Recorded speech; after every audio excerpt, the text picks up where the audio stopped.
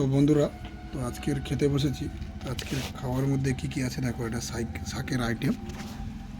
তো আমি ব্লগ বানাচ্ছিলাম, তো আমার ব্লগকে ভালো লেগে তো আজকের এই অলোকেশ ভাই আমাকে ডেকেছে তার বাড়িতে। বাড়িতে না, তার খাবার পার্সেল এসছে, তার খাবারটাই খাচ্ছি। তো দুজনের জন্য নিয়ে এসছে, তো আমি তিনজন হয়ে যোগ দিলাম। তো আমার নাকি ব্লগটা ভালো লেগেছে, তো তোমাদের দেখাবো কি কি আইটেমগুলো। এই দেখো, এটা হচ্ছে চিকেন পিসগুলো কত বড় বড় দেখতে পাচ্ছ, ঠিক আছে। তো প্রথমে আমরা শাক ভাজাটা দিয়ে খেয়ে দেখবো। হ্যাঁ, শাক ভাজাটা দিয়ে খেয়ে দেখবো এ কেমন। এ দেখো, শাক ভাজাটাকে মেখে নিলাম ভাতের সাথে। এ দেখো, এই বাইটটা কিন্তু নেব, দেখো।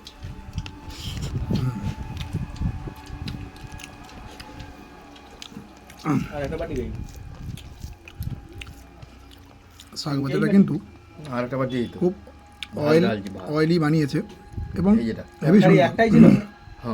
টেস্টটা কিন্তু হেভি সুন্দর।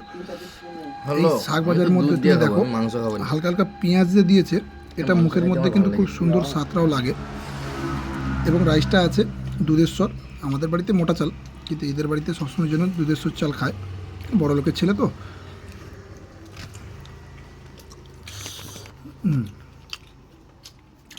এই শাকটা বলতে, এই শাকটা কিন্তু পুকুরে হয়। এই শাকটার নাম হচ্ছে কমলি শাক।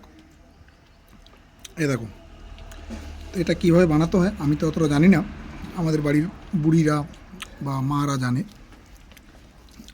দ্বিতীয় বাইটটা একদম ভালো করে দেখাচ্ছি। দেখো, ভাতের সাথে মেশালে কত সুন্দর একটা অয়েলি একটা ভাব চলে আসছে, গ্রেভি টাইপের মতো। দেখো,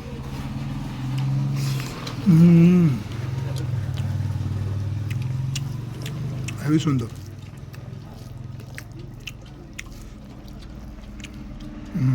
দেখো,